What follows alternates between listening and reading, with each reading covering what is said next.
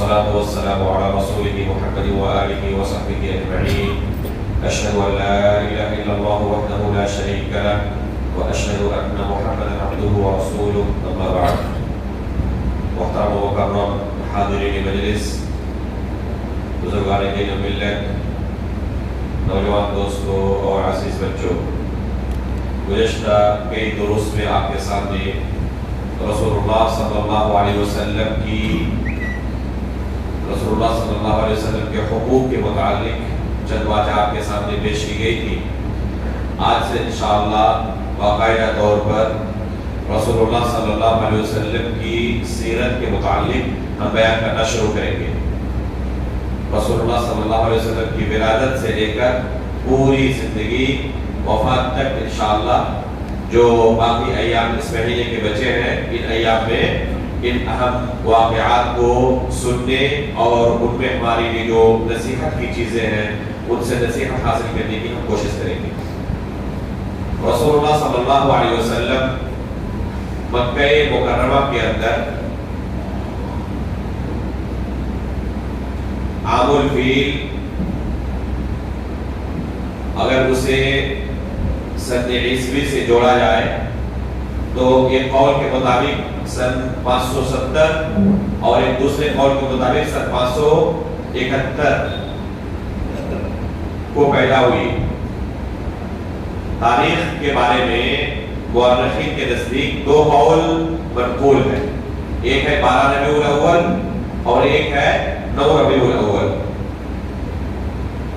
آپ صلی اللہ علیہ وسلم کا نام محمد ہے، آپ کے والد کا نام عبداللہ اور ماں کا نام آمنہ ہے.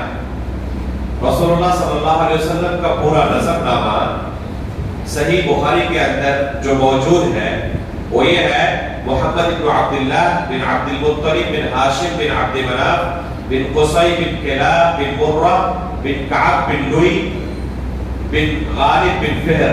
یہ فہر ہی قریش تھے.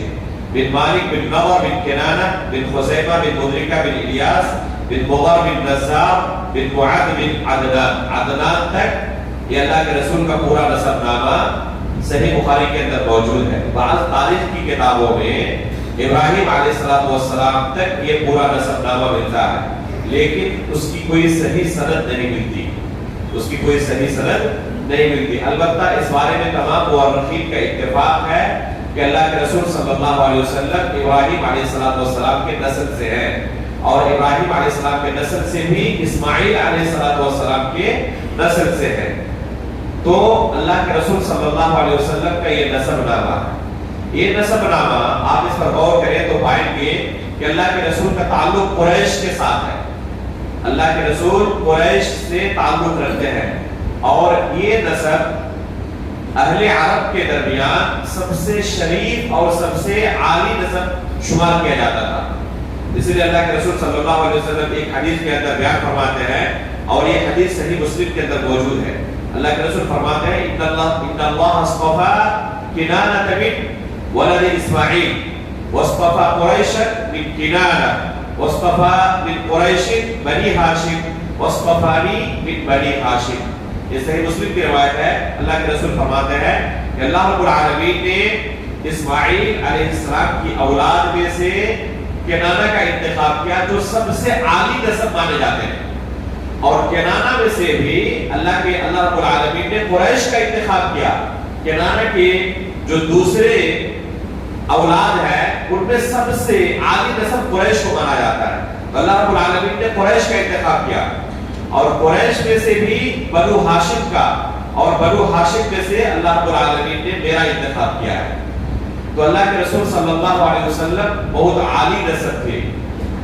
جب ہرقل نے اللہ کے رسول کا خط پہنچا تھا ہرقل بادشاہ کے پاس، تو اپنے لوگوں کو بھجوایا کہ اگر مکہ سے کوئی وفد آیا ہوا ہو تو ان کو میرے سامنے حاضر کیا جائے.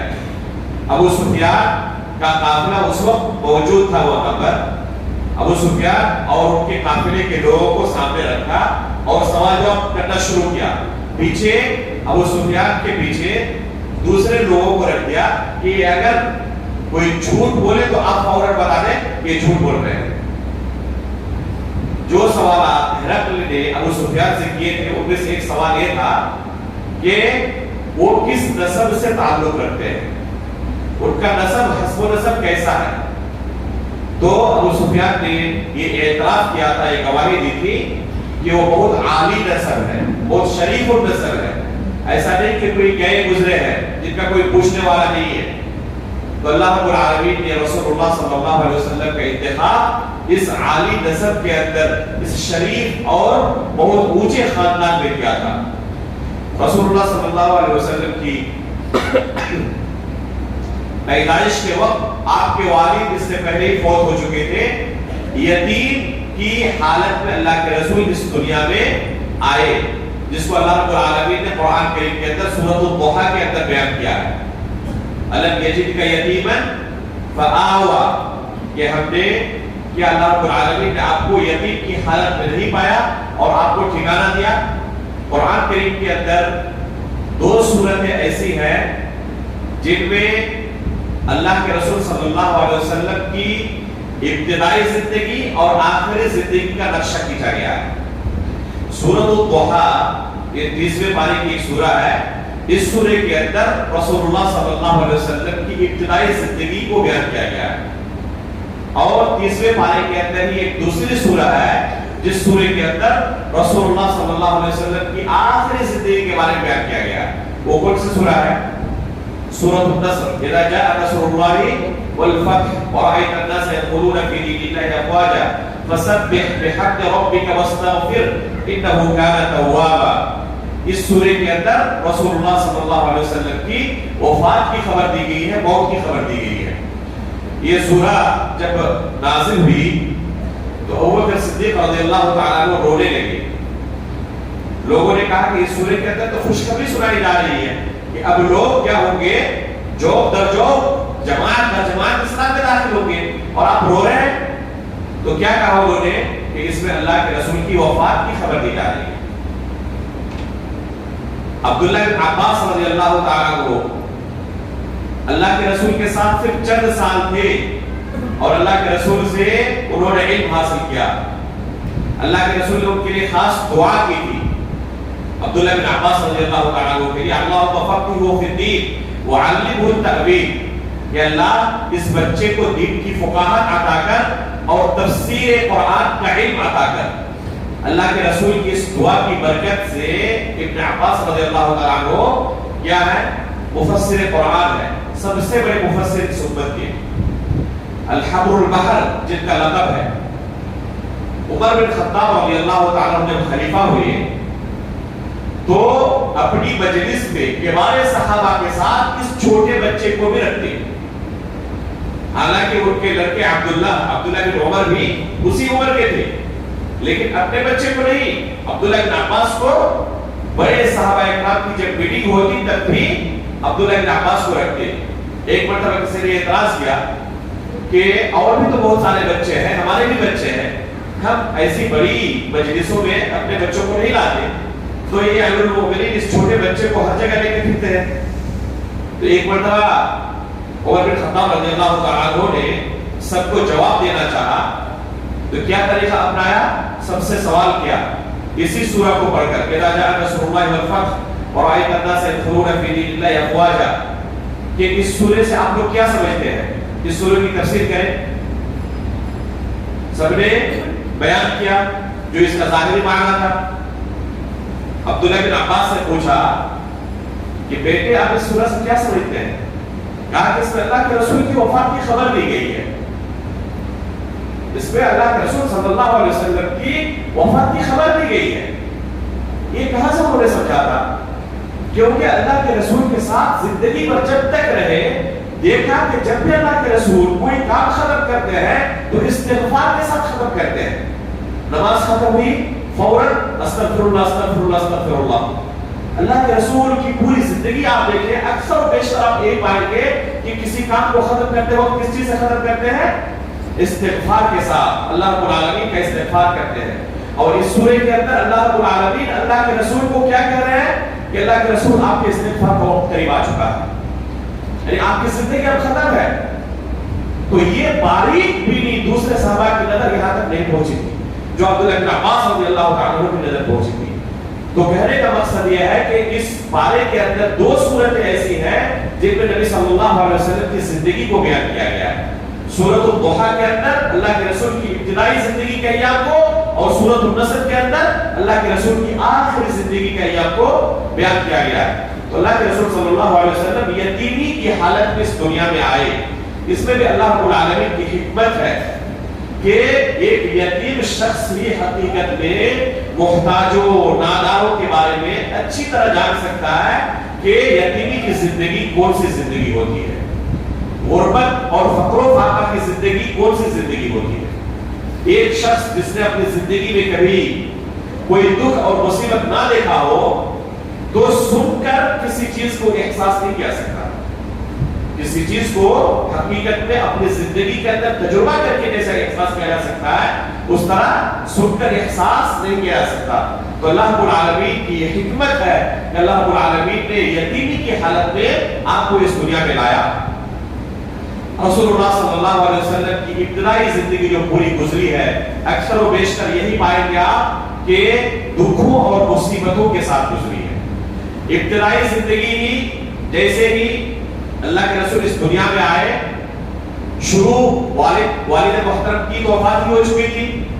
عرب والوں کی عادت یہ تھی کہ اپنے بچوں کی حفاظت کے لیے, خصوصاً زبان کی حفاظت کے لیے, گاؤں دیہات میں رضاعت کے لیے دودھ پلانے کے لیے بھیج دیا کرتے تھے, کیونکہ شہر کی جو زبان ہوتی ہے وہ مختلف طرح کے لوگ شہر میں آتے رہتے ہیں اور سب کی زبان مل جانے کی وجہ سے خالص فصیح زبان باقی نہیں رہ جاتی. ایک شخص جو خالص ایک ایسے ماحول میں رہا ہو جس میں ایک ہی زبان شروع سے آخر تک سنا ہو, کوئی دوسری زبان نہ سنا ہو, اس کی زبان اس زبان کے متعلق جیسے خالص ہوگی, ایک دوسرا شخص جو کئی طرح کی زبانیں سنتا ہو تو اس کے پاس بولتے وقت دوسری زبان کے الفاظ آ جاتے ہیں, غیر شعوری طور پر آ جاتے ہیں.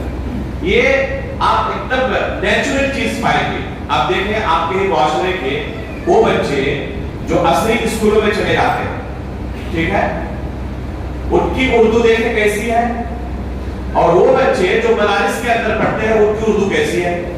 وہ اردو ہی بولیں گے آپ کے سامنے, لیکن جو عصری اسکولوں میں پڑھتے ہیں ہر جملے کے اندر ایک دو لفظ انگریزی کے پائیں گے. آپ پائیں گے نہیں پائیں گے. اسی طرح جو بچے مدارس میں پڑھتے ہیں عربی الفاظ ان کی زبان کے اندر غالب پائیں گے.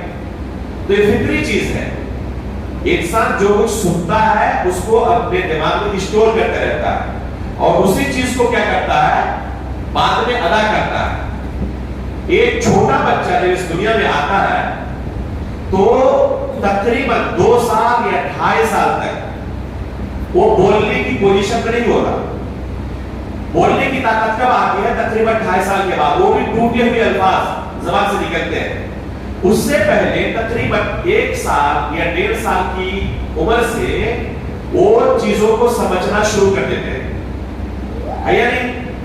آپ ایک چھوٹے بچے کو جو ابھی بول نہیں سکا, بہت سارے الفاظ آپ ان سے خطاب کریں تو آپ کو ایسا احساس ہوگا کہ سمجھ رہا ہے, وہ اس طرح رسپانس دے رہا ہے.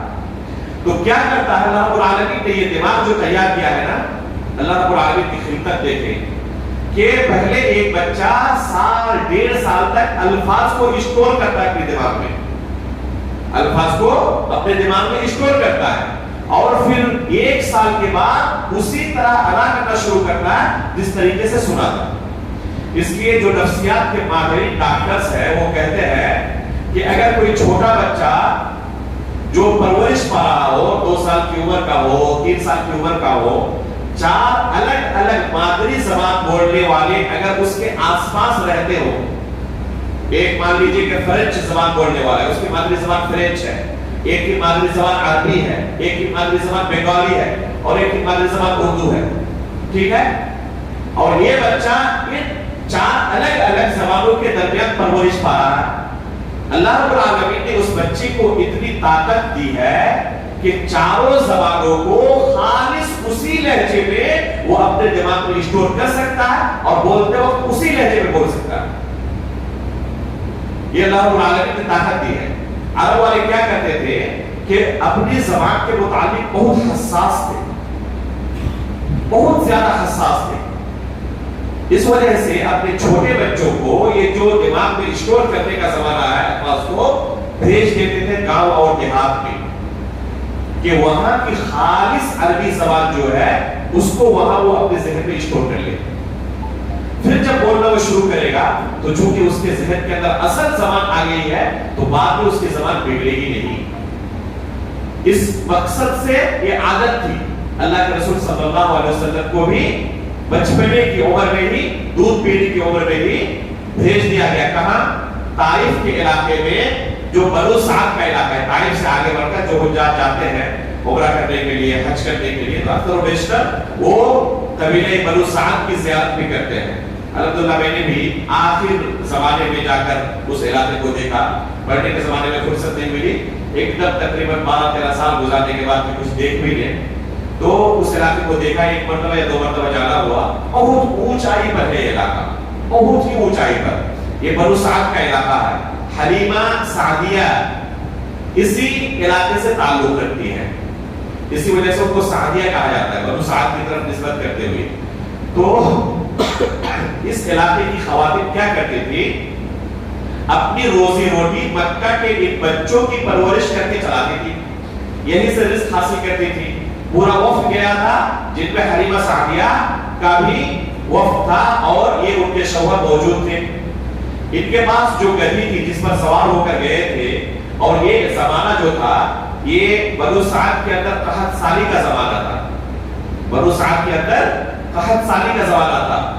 ان کے جانور کافی کمزور تھے, چرانے کے لیے گھاس پھوس بھی انہیں ملنا بڑا مشکل ہوتا تھا.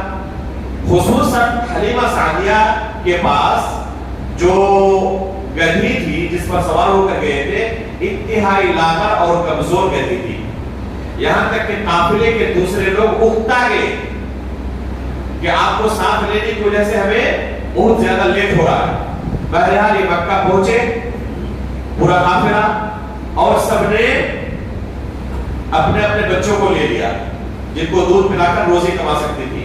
اللہ کے رسول صلی اللہ علیہ وسلم کو اس قافلے پر پیش کیا گیا, لیکن کسی نے قبول کرنا گوارا نہیں کیا کیونکہ اللہ کے رسول کے والد نہیں تھے. اور اکثر خواتین انہی بچوں کو لیتی تھی جن کے والد سے بونا ہدیہ ملنے کی امید ہوتی تھی. اب ان کے والد نہیں ہے تو بظاہر کچھ ملنے والا نہیں ہے. والدہ کتنا دے گی, دادا پتہ نہیں اہتمام کریں گے نہیں کریں گے. بہرحال اللہ کے رسول کو لینے کے لیے کوئی تیار نہیں ہوئی. یہاں تک کہ حلیمہ سعدیہ ان کو رضی اللہ تعالیٰ عنہ کہے یا نہ کہے, اس بارے میں بھی ایک اختلافی قول ہے. بعض اقوال کے مطابق یہ اسلام قبول کر چکی تھی اور حالت اسلام میں ان کی وفات ہوئی ہے اور بقیع الغرقد کے اندر ان کی قبر ہے.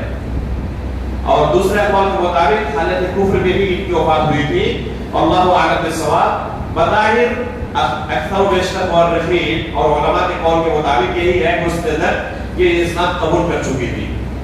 اب مستدر رکھ سکتے ہیں لیکن کنفرم کہنے کے لیے جس علم کی ضرورت ہے وہ علم ہمارے پاس نہیں ہے, وہ آسانی نہیں ملتے. اس لیے رضی اللہ تعالیٰ عنہ کہنا یقین کے ساتھ, یہ اللہ اعلم, اس کا مسئلہ یقین کے ساتھ کہنا مشکل ہو سکتا ہے کہ بعد میں تحقیق کر کے کسی خاص نتیجے پر پہنچ سکے. کئی مرتبہ یہ سوال کیا گیا, خصوصاً جب ہم بقیع الغرقد کے اندر دعوتی کام میں مشغول ہوتے تو لوگ یہ سوال کرتے تھے. تو یقین کے ساتھ اب تک کہنا مشکل ہی لگ رہا ہے کہ انہوں نے اسلام قبول کیا تھا یا نہیں کیا تھا. بہرحال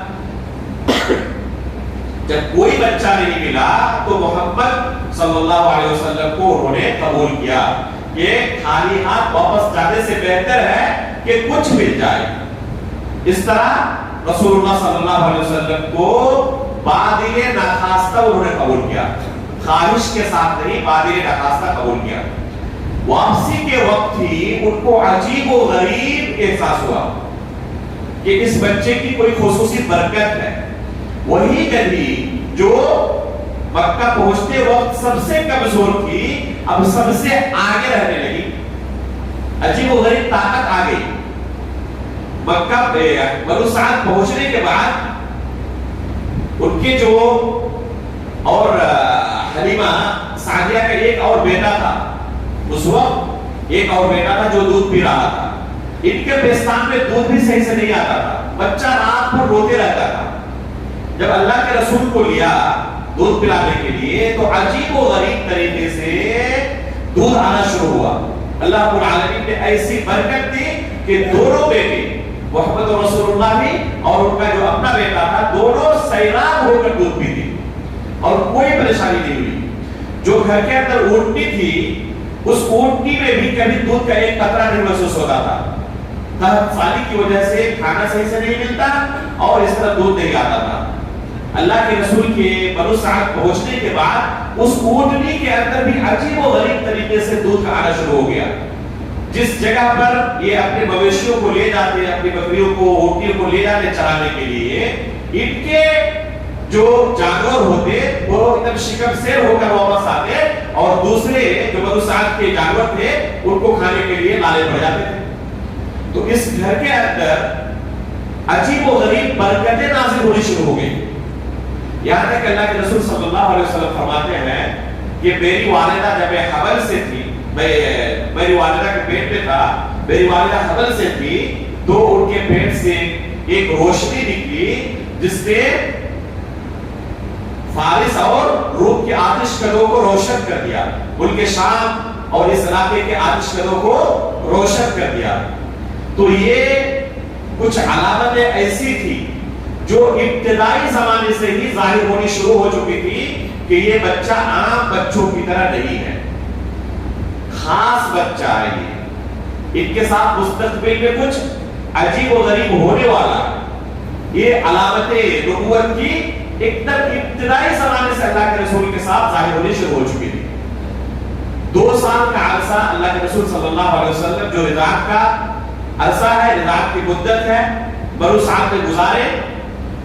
جو برکتیں نازل ہوئی 2 سال کے عرصے میں حلیمہ سعدیہ کے گھر میں, اس کے بعد جب لے رہے تھے تب تو بادل نخواستہ لے رہے تھے, قبول نہیں کرنا چاہتے تھے, اب واپس نہیں کرنا چاہتے.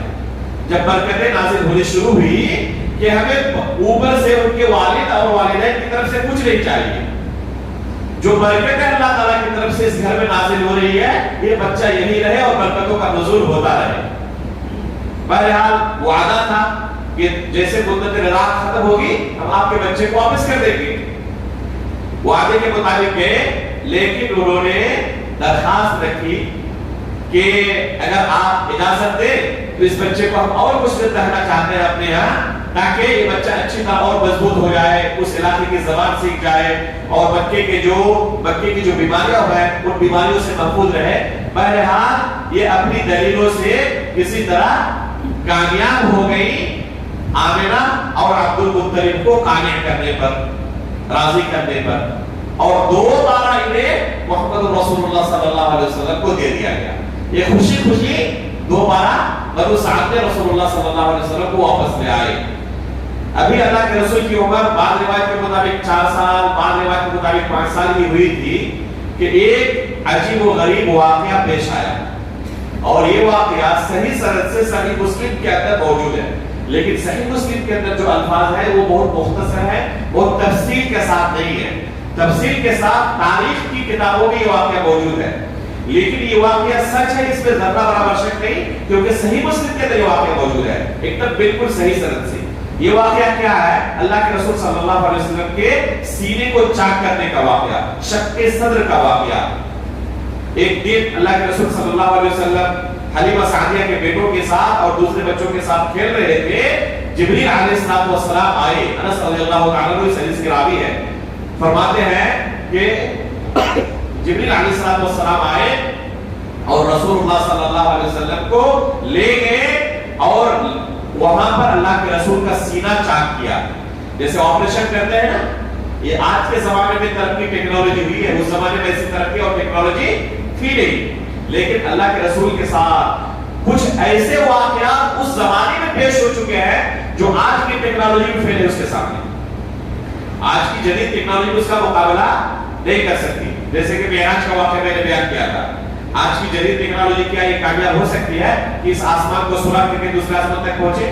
لیکن 1400 سال پہلے اللہ کے رسول پہنچ چکے تھے.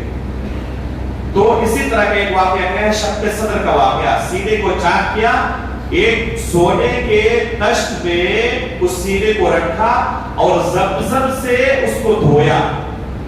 اللہ کے رسول کے دل کو نکال کر زمزم سے اسے صاف کیا اور ایک ٹکڑے کو نکال کر پھینک دیا اور کہا کہ یہ شیطان کا حصہ ہے, جسے نکال کر پھینک دیا. اور پھر دوبارہ اللہ کے رسول کے سینے میں آپ کے دل کو رکھا جبریل امین نے اور اسے سینے سے سلائی کر کے اسے اچھی طرح اس کی سلائی کر کے پیک کر دیا. جو دوسرے بچے اس واقعے کو دیکھ رہے تھے گھبرا گئے اور جا کر حلیمہ سعدیہ کو خبر کیا کہ آپ کے بچے کو کسی نے قتل کر ڈالا. ایک گھبرائی ہوئی بیوی آئی, گھر کے لوگ آئے اور دیکھا کہ اللہ کے رسول صلی اللہ علیہ وسلم بالکل گھبرائے ہوئے کھڑے ہیں. ظاہر سی بات ہے کسی کے ساتھ اتنا بڑا حادثہ ہو جائے اس کی کیا حالت ہوگی, اور اللہ کے رسول بچے تھے ابھی ایک دم. تو اللہ کے رسول انتہائی گھبرائے ہوئے حالت میں ہیں. ان بچوں نے اپنی آنکھوں سے دیکھا تھا, انتہائی گھبرا گئے حلیمہ سعدیہ اور ان کے گھر والے کہ اب اس بچے کو اپنے یہاں رکھنا خطرے سے خالی نہیں ہے, اگر کچھ ہو جائے تو ہم کیا جواب دیں گے. پھر انہوں نے جا کر اللہ کے رسول کو ان کے والدہ اور ان کے دادا کے پاس جا کر سونپ دیا کہ آپ اپنا بچہ لے. تو یہ واقعہ اللہ کے رسول صلی اللہ علیہ وسلم کا کب پیش آیا ہے؟ ایک دم بچپنے کے عالم میں. اس کا اثر یہ ہوا کہ اللہ کے رسول صلی اللہ علیہ وسلم زندگی بھر بچپن سے لے کر ہی ان تمام برائیوں سے محفوظ رہے جن سے عموماً کوئی بچہ محفوظ نہیں رہتا. اللہ رب العالمین نے بچوں کو غیر مکلف بنایا. کب تک؟ جب تک کہ بلوغت کی عمر کو نہ پہنچ جائے. اگر کوئی گناہ بھی کرے تو نہ سماج و معاشرے کے لوگ اسے برائی کی نظر سے دیکھتے ہیں کیونکہ بچہ ہے, ابھی سمجھتا نہیں ہے, اور نہ شریعت کی طرف سے اسے کوئی سزا ملتی ہے. اس کے باوجود اللہ کے رسول صلی اللہ علیہ وسلم کا معاملہ دیکھیں کہ اس وقت سے ہی اللہ رب العالمین نے ہر طرح کی برائیوں سے اللہ کے رسول کی حفاظت کی, اور اسی وقت سے اللہ کے رسول کے سینے سے شیطان کا جو حصہ نکال کے پھینک دیا. اس طرح اللہ کے رسول نے بچپنے کی عمر سے ہی شرافت کی زندگی گزاری. زندگی بھر میں کبھی آپ نے جھوٹ بولا, زندگی بھر میں کبھی آپ نے شراب پیا. ایک واقعہ, ایک روایت ملتی ہے کہ 2 مرتبہ ناچ گانے کی محفل میں اللہ کے رسول گئے تھے, لیکن وہاں پر کیا ہوا, بے ہوش ہو کر یا کوئی رکاوٹ آ گئی جس سے حاضر نہ ہو سکے. حالانکہ اس روایت کے بارے میں بھی کلام ہے, یہ روایت ثابت ہے یا نہیں ہے. بس ایک روایت ہے جس کے بارے میں آپ کہہ سکتے ہیں کہ یہ اللہ کے رسول کی زندگی میں تھوڑے سے کچھ اشارے اور دور سے کچھ ایسی چیزیں ملتی ہیں جو خلاف مروت ہے. وہ کیا ہے؟ اللہ کے رسول صلی اللہ علیہ وسلم خانہ کعبہ کی جب تعمیر ہو رہی تھی تو خانہ کعبہ کی تعمیر کے وقت اپنے چچا عباس بن عبد المطلب کے ساتھ اپنے کندھے پر, اپنے سر پر کیا کر رہے تھے, پتھر ڈو رہے تھے اور خانہ کعبہ میں لا کر رکھ رہے تھے, اور اس طرح خانہ کعبہ کی تعمیر کا کام چل رہا تھا. پتھر کو کندھے پر رکھے یا سر پر رکھے, اگر اس میں کپڑا نہ ہو تو کتنی پریشانی ہوتی ہے, تکلیف ہوتی ہے. آپ کے چچا عباس رضی اللہ تعالیٰ عنہ نے کہا کہ ابھی تو بچے ہو, چھوٹے ہو, ایک کام کرو, اس ازار کو کھول کر کیا کرو, اسے رکھ لو اور اس کے اوپر پتھر کو رکھو, جب تمہیں تھوڑی راحت ملے گی. انہوں نے کیا کیا, اس کو کھول کر اس کے اللہ کے رسول کے کندھے یا سر پر رکھ دیا تاکہ اللہ کے رسول کو راحت ملے. ایک مقصد کے تحت کیا تھا انہوں نے کہا, لیکن نتیجہ تک کیا ہوا, شرمگاہ کھل گیا, جس سے اللہ کے رسول روایت میں آتا ہے کہ فوراً بے ہوش ہو کر گر پڑے. اپنی طرف سے انہوں نے کیا نہیں تھا, لیکن اس کے باوجود بچپنے کی عمر میں اللہ کے رسول صلی اللہ علیہ وسلم کی نفسیات دیکھے اسے برداشت نہیں کر سکے, بے ہوش ہو کر گر پڑے. تو اللہ کے رسول صلی اللہ علیہ وسلم کی, اللہ رب العالمین کی اللہ کے رسول کے ساتھ حکمت ہے کہ شروع سے اللہ کے رسول نے شریفوں کی زندگی گزاری ہے. ایسا نہیں کہ اچانک شریف ہوئے اور پہلے کی زندگی کالی ہے. اللہ کے رسول کی شروع سے آخر تک کی زندگی بالکل کورے کاغذ کی طرح سفید ہے. کہیں کوئی کالا دھبا اللہ کے رسول کی زندگی میں نہیں ہے. تو یہ واقعہ ہوا شق صدر کا، اللہ کے رسول کی ولادت کا واقعہ. اور یہ تمام واقعات کس بات کی دلیل ہے؟ اس بات کی دلیل ہے کہ اللہ کے رسول بشر تھے، انسان تھے. یہ کہنا کہ اللہ کے رسول ہم جیسے انسان نہیں تھے، نور سے پیدا کیے گئے تھے، کوئی الگ مخلوق تھی، یہ تمام واقعات اس کی صریح طور پر بطلان کی دلیل ہے کہ یہ متغیر بات ہے جس کا حقیقت سے کوئی واسطہ نہیں ہے. اللہ کے رسول ہم جیسے ہی انسان تھے، آپ کے والدین تھے، آپ کے پورے حسب نسب تھے، رشتہ دار تھے، کھاتے پیتے تھے، اور وہ تمام چیزیں اللہ کے رسول کی زندگی میں آپ کو حاصل ہوئی جو عام انسان کو ہوتی تھی. اس لیے یہ کہنا کہ اللہ کے رسول بشر نہیں تھے، کوئی دوسری مخلوق تھے، نور سے پیدا کیے گئے تھے، یہ بالکل باطل عقیدہ ہے. افسوس کی بات یہ ہے کہ بہت سارے لوگ اللہ کے رسول صلی اللہ علیہ وسلم کو بشر ہی نہیں مانتے، ایک دوسری مخلوق مانتے ہیں، نور سے پیدا کیے مانتے نہیں مانتے. اب غور کریں کہ کوئی شخص جس کے پاس عقل نام کی چیز ہو، ان تمام چیزوں کی تصدیق کرنے کے ساتھ ساتھ کیا یہ تصدیق کر سکتا ہے کہ اللہ کے رسول ہماری طرح بشر نہیں تھے، کوئی دوسری مخلوق تھے، نور سے پیدا کیے گئے تھے؟ ظاہر سی بات ہے کہ جس کے پاس عقل نام کی نعمت ہے اس چیز کو تسلیم نہیں کر سکتا. یہاں تک دعویٰ کرنے والے کہ اللہ کے رسول صلی اللہ علیہ وسلم کی قبر پر جو گنبد خضرا ہے اس کا بھی سایہ نہیں ہوگا، کیونکہ اللہ کے رسول نور سے پیدا کیے گئے تھے. جس چیز کے ساتھ اللہ کے رسول بس کر جائے، ٹچ کر جائے، اس کا بھی سایہ نہیں ہوتا. نعوذ باللہ من ذالک. وہاں قبر رسول کے پاس کھڑے ہو کر لوگ کہتے ہیں اس طرح کی باتیں. بعض بھائیوں کو ہم نے کہا کہ ایک کام کریں، آئندہ تک آپ سے ملاقات ہوگی اسی جگہ پر عصر کے وقت آ جائیں اور اپنی آنکھوں سے دیکھ لیں کہ سایہ ہوتا ہے نہیں ہوتا. ان کو اپنی آنکھوں سے دکھایا آپ نے کہ دیکھیں گنبد کا سایہ آپ کے سامنے ہے. اس کے باوجود جب دل کی آنکھ اندھی ہو چکی ہو نا تو یہ آنکھ کام نہیں کرتی. اپنی آنکھوں سے دیکھ رہے ہیں کہ سایہ موجود ہے، پھر بھی کہہ رہے ہیں کہ ہم تو نہیں مان سکتے. آپ کس چیز سے بنائیں گے؟ تو اللہ رب العالمین جس کی دل کی آنکھیں اندھا کر دیتا ہے اس کی ظاہری بصارت ختم ہو جاتی ہے، کام نہیں کرتی. اللہ رب العالمین سے دعا کرتے ہیں کہ اللہ کے رسول کی سیرت کو سمجھنے اور ان میں ہمارے لیے جو نصیحت کی چیزیں ہیں، درس و عبرت کی چیزیں ہیں، ان دروس اور ان نصیحتوں کو حاصل کرنے کی توفیق عطا فرمائے. آمین. تقبل رب العالمین. وصلی اللہ علی نبینا محمد.